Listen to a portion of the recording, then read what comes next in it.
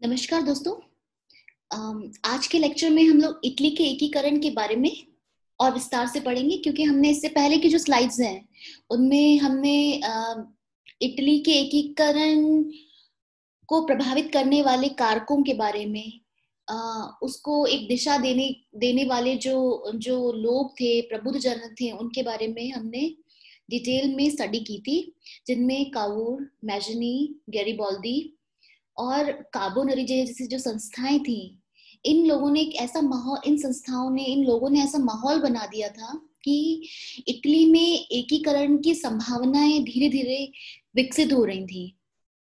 और इन्हीं संभावनाओं को लीडरशिप प्रदान करते हुए काबूर और काबूर और उसका जो राजा था, पीडमोंट सार्डिनिया का राजा विक्टर इमैनुअल, इन्होंने एक प्रोमिनेंट लीडरशिप दी। एक बैकग्राउंड जो इन कार्बोनरी संस्थाओं ने और ये जो दार्शनिक हैं, इन लोगों ने जो एक बैकग्राउंड क्रिएट कर दिया था, उसको एक मूलभूत, एक प्रैक्टिकल फॉर्म देने की कोशिश इनके द्वारा की गई, क्योंकि ये लोग एक प्रैक्टिकल अप्रोच रखते हुए इटली के एकीकरण की तरफ आगे बढ़ने लगे। सबसे इंपॉर्टेंट बात है, अभी तक जितनी भी घटनाएं घटी हो, चाहे वो 1848 की घटनाएं थी या उसके बाद की जो भी इन संस्थाओं के द्वारा जो भी कार्य किए गए, उन सबसे कुछ चीजें बिल्कुल क्लियर हो गई थी।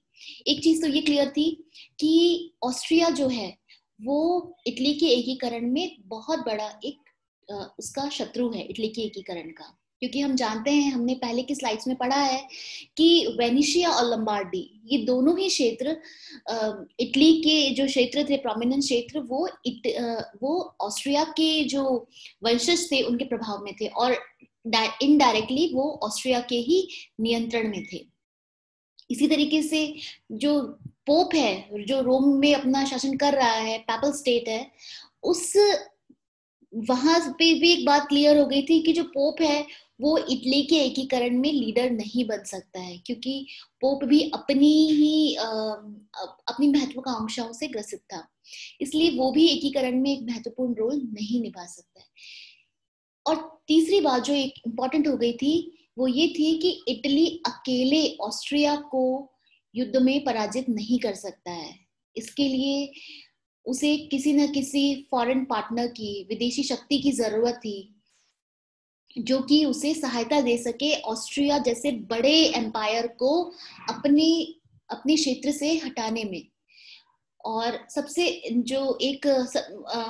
महत्वपूर्ण जो फॉरेन पावर इस समय दिख रही थी, वो थी फ्रांस का नेपोलियन तृतीय, जो कि फ्रांस की स्वतंत्रता, समानता, भ्रातृत्व की भावनाओं से थोड़ा सा प्रेरित था, और वो इटली में इंपॉर्टेंट रोल प्ले कर सकता था।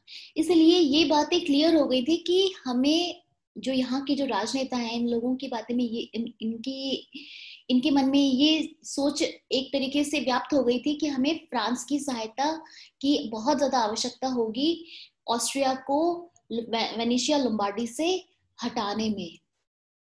और इसके लिए, फ्रांस की सहायता प्राप्त करने के लिए जो भी शर्त फ्रांस रखे वो पूरी कर दी जाए। कम से कम हमें वेनिशिया और लोम्बार्डी, जो विदेशी प्रभुत्व में अभी तक हैं, उनको खत्म किया जा सके, और उनको, जो वेनिशिया लोम्बार्डी है, वो इटली में शामिल हो सके।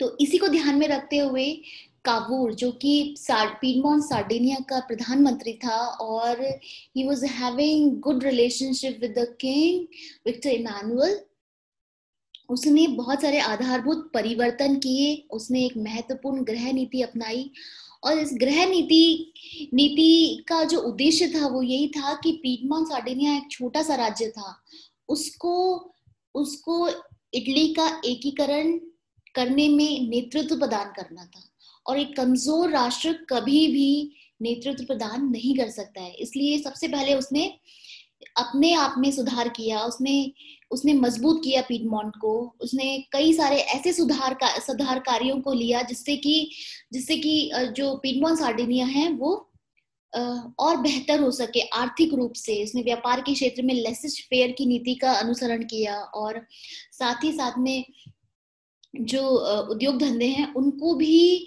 सपोर्ट दिया, ताकि वो और ज्यादा प्रॉस्पेरस हो सके। इसी तरीके से कृषि के क्षेत्र में उन्होंने बहुत सारे परिवर्तन किए जो कि कृषि सुधार की तरफ थे। यातायात के साधनों का विकास किया गया, शिक्षा के क्षेत्र में बहुत सारे बदलाव किए गए और उसको और अधिक उन्नत बनाने की कोशिश की, सेना को मजबूत करने की कोशिश की, कानून के क्षेत्र में बहुत सारे सुधार कार्य किए गए। इसी तरीके से बैंक के जो नियम है उनमें भी अनुकूल परिवर्तन किए गए। इस प्रकार प्रशासन में जितने भी जो अंग हैं उनमें मूलभूत सुधार किया गया। इन प्रयासों के कारण जो पीटमोंट सार्डिनिया है वो अब एक छोटा सा राज्य होते हुए भी एक मजबूत राष्ट्र के रूप में उभर रहा था और अपनी ये जो उसने जो अपनी जो रूट्स है उसको स्ट्रॉन्ग कर लिया था। उसके कारण सभी लोग, सभी जो समाज के जो भी वर्ग, सभी वर्ग हैं, एक तरीके से उसका सहयोग उन्हें मिलने लगा था। और इसका परिणाम भी यही हुआ कि जो मेजनी गैरिबॉल्डी जो जैसे बड़े नेता हैं वो भी पीडमोंट सार्डिनिया का एक तरीके से समर्थन करने लगे और अब ये विश्वास हो गया कि अगर इटली का एकीकरण होता है तो वो पीडमोंट सार्डिनिया के नेतृत्व में ही होगा। ये एक एहसास अब सबको हो चला था। इसी तरीके से काबूर ने विदेश नीति में भी अपने जो विदेश नीति है उसको भी थोड़ा सा स्ट्रॉन्ग करने की कोशिश की। उसने मैंने आपको जैसे पहले बताया कि ये चीजें क्लियर हो चुकी थी कि ऑस्ट्रिया के प्रभाव को खत्म करना जरूरी है और जब तक ऑस्ट्रिया का प्रभाव खत्म नहीं होगा तब तक इटली का एकीकरण संभव नहीं है। और दूसरी बात जो क्लियर थी वो ये थी कि पीडमोंट सार्डिनिया के नेतृत्व में ही इटली का संगठन का विकास होना है, इटली का संगठन होना है। क्योंकि ऐसा नहीं है कि एकीकरण के अंदर पीडमोंट सार्डिनिया खत्म हो जाए। पीडमोंट सार्डिनिया का नेतृत्व रखते हुए इटली के सभी राज्यों का एक संगठन बनाने का उद्देश्य था। और इसी उद्देश्य के साथ में उसने जो आसपास की अपने जो विदेशी शक्तियां हैं उनका एक तरीके से एनालिसिस किया, विश्लेषण किया और उसने पाया कि जो इटली के एकीकरण में दो ही शक्तियां हैं जो उसके सहायक हो सकते हैं। पहला है पहला है इंग्लैंड जो था वो नहीं चाहता था कि उसके पास में एक शक्तिशाली राष्ट्र बने, लेकिन उसकी सहानुभूति जरूर थी इटली के साथ में। दूसरी तरफ नेपोलियन का जो शासक है फ्रांस का जो शासक है नेपोलियन, वो राष्ट्रीयता का समर्थक था जैसे मैंने आपको पहले बताया। और काबूर ने भी इसी दिशा में काम करते हुए नेपोलियन थर्ड की सहायता प्राप्त करने का प्रयास किया। कैबूर बहुत ही समझदार था, उसे अपने उद्देश्यों में भी वो सफल रहा। जैसे एक घटना घटी क्रीमिया का जब युद्ध हुआ तो उस युद्ध में उसने फ्रांस की सहायता की।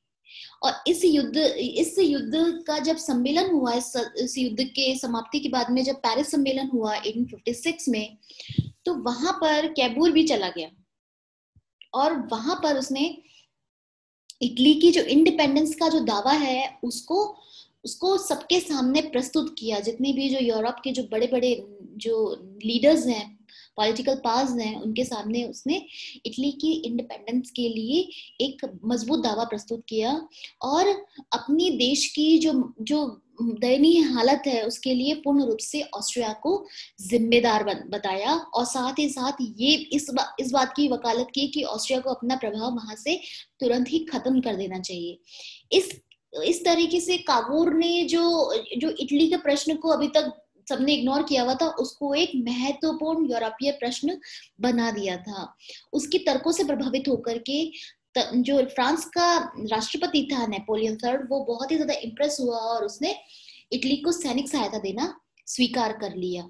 और यही तो काबूर चाहता था, वो यही तो चाहता था कि फ्रांस की जो राजा है फ्रांस का जो राष्ट्रपति है वो उनकी सहायता कर सके, क्योंकि पीडमोंट सार्डिनिया अकेला ऑस्ट्रिया से नहीं लड़ सकता था, उसे फॉरेन मिलिट्री पावर की जरूरत थी। इसी को ध्यान में रखते हुए उसने अपना जो जो तर्कों के द्वारा नेपोलियन थर्ड को प्रभावित किया, और नेपोलियन थर्ड है वो भी उसको सैन्य सहायता देना स्वीकार कर ली, उसने स्वीकार कर लिया। हालांकि नेपोलियन थर्ड का जो उद्देश्य था वो राजनीतिक भी था, क्योंकि वो ये मान के चलता था कि अगर उसको फ्रांस की जनता में अपनी महत्ता स्वीकार करवानी है तो उसको कुछ इस ऐसे कार्य करने होंगे, जिसके फलस्वरूप 1858 में दोनों के बीच में प्लम्बियस नाम की एक जगह पर समझौता हुआ। और इस समझौते के अकॉर्डिंग नेपोलियन बोनापार्ट ने पीडमोंट और ऑस्ट्रिया के बीच में जो भी अगर युद्ध होता है कभी, तो उसके लिए 2 लाख सैनिक भेजने का दावा किया। साथ ही साथ ऑस्ट्रिया के निष्कासन पर लोम्बार्डी और वेनेशिया को पीडमोंट में विलय करने की योजना बनाई। काबूर के द्वारा फ्रांस को सेवॉय और नीस देने का आश्वासन दिया गया, और पीडमोंट की जो राजकुमारी है उसका विवाह जेरोम बोनापार्ट, जो कि नेपोलियन थर्ड का ही रिलेटिव था, के साथ में विवाह की बात की गई। इसी तरीके से अम्ब्री और टस्कनी का भी इटली में विलय किया गया और उस भाग को जेरोम बोनापार्ट को देने की बात की गई। यद्यपि नेपल्स, सिसिली और जो पोप के जो राजे हैं उनको पूर्ववत रखा गया। यहाँ पर मैं आपको बता देना चाहती हूँ कि नेपल्स, सिसिली और पोप के जो राजे थे, यहाँ पर इनडायरेक्ट तरीके से फ्रांस का प्रभाव था। फ्रांस कैथोलिक राज्य था और पोप कैथोलिक था, तो नेपोलियन थर्ड ने पोप को एक तरीके से सुरक्षा प्रदान कर रखी थी। तो नेपल्स, सिसिली और पोप के जो राजे हैं उनको पूर्ववत रखा गया, लेकिन वेनेशिया और लंबार्डी को पीडमोंट सार्डिनिया में विलय करने की योजना बनाई गई। और इस तरीके से ये जो प्लम्बियस का समझौता है वो बहुत ही इंपॉर्टेंट सिद्ध हुआ। इस समझौते के बाद में फ्रांस की जब सहायता उसको मिल गई, उसके बाद में कैवूर ऑस्ट्रिया के विरुद्ध युद्ध करने के लिए तत्पर हो गया, और उसी के इशारे पर ऑस्ट्रिया और वेनेशिया में ऑस्ट्रिया के खिलाफ विद्रोह होना शुरू हो गया। विद्रोह की स्थिति को देखते हुए ऑस्ट्रिया को ये रियलाइज हो गया कि अब युद्ध करना आवश्यक ही है। फलस्वरूप 1859 में दोनों पक्षों में युद्ध प्रारंभ हो गया। जैसे ही युद्ध आरंभ हुआ और थोड़ी बहुत सफलताएं मिलना शुरू हुई इटली की सेनाओं को, पीडमोंट की सेनाओं को, तभी अचानक से फ्रांस ने प्लम्बियस समझौते का उल्लंघन करते हुए युद्ध से खुद को अलग कर लिया। इसका जो कारण था वो एक तो ये था कि पर्शिया का युद्ध में ऑस्ट्रिया की सहायता करने के लिए पर्शिया जो कि जर्मनी का एक महत्वपूर्ण राज्य था, और वो भी अपने यूनिफिकेशन की प्रयास कर रहा था। पर्शिया ने अचानक से ऑस्ट्रिया की सहायता करने का सोच लिया था और वो तैयार हो गया था। साथ ही साथ ये जो युद्ध में जो उसने 2 लाख सैनिक भेजे थे, उनका भी एक बहुत बड़ा खर्चा फ्रांस पर आ गया था, जो कि फ्रांस अभी झेलने के लिए सक्षम नहीं था। इन सबको देखते हुए एक और बात थी, वो ये थी कि फ्रांस भी नहीं चाहता था कि उसके पास में इटली एक संगठित राज्य बन जाए, क्योंकि अगर संगठित राज्य बन जाएगा तो वो भविष्य में हो सकता है कि फ्रांस के लिए ही एक खतरा हो। इसी कारण से जो नेपोलियन थर्ड है उसने अपने आप को युद्ध से विड्रॉ कर लिया, और नेपोलियन ने सॉरी ये डेट गलत लिखी हुई है, 1859 में ऑस्ट्रिया के सम्राट फ्रांसिस जोसेफ के साथ में विला फ्रैंका की संधि कर ली। इस संधि के अनुसार लोम्बार्डी को सार्डिनिया के अंदर मिला दिया गया, पीडमोंट सार्डिनिया में। यद्यपि वेनेशिया जो है वो ऑस्ट्रिया के पास में ही था। परमा, मॉडर्ना, टस्कनी में, जिसको कि प्लम्बियर समझौते में अल्टीमेटली पीडमोंट सार्डिनिया में मिलाने की बात हुई थी, उसको भी वापस से पुनर्स्थापित कर दिया गया। इसी तरीके से वेनेशिया सहित पोप के नेतृत्व में इटली संघ निर्माण की योजना बनाने की बात की गई।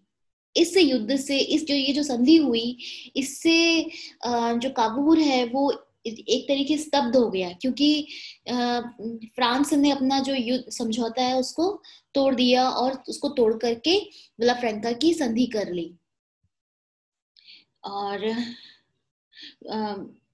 जब ये समझौता टूट गया उसके बाद में भी काबूर ने अपना जो राजा है उसको कहा कि आप युद्ध, यही सलाह दी कि आप युद्ध जारी रखें, लेकिन विक्टर एमानुएल ने इस बात को नहीं माना। तब काबूर ने अपना त्याग पत्र दे दिया। अल्टीमेटली विक्टर ने ऑस्ट्रिया के साथ में एक संधि की, एक पूरक संधि की, ज्यूरिख, जिसका नाम था ज्यूरिख संधि। इस पर हस्ताक्षर किया। इस संधि से इटली को लंबार्डी मिल गया और वेनिशिया जो है वो ऑस्ट्रिया के पास में ही रहा। यद्यपि इटली का नेतृत्व अधिकार अब वेनिशिया पर भी आ गया। उस तरीके से इटली का प्रथम चरण जो है वो समाप्त हो गया। आगे हम इसके और 2 चरण हैं उनको स्टडी करेंगे। Till the time, thank you.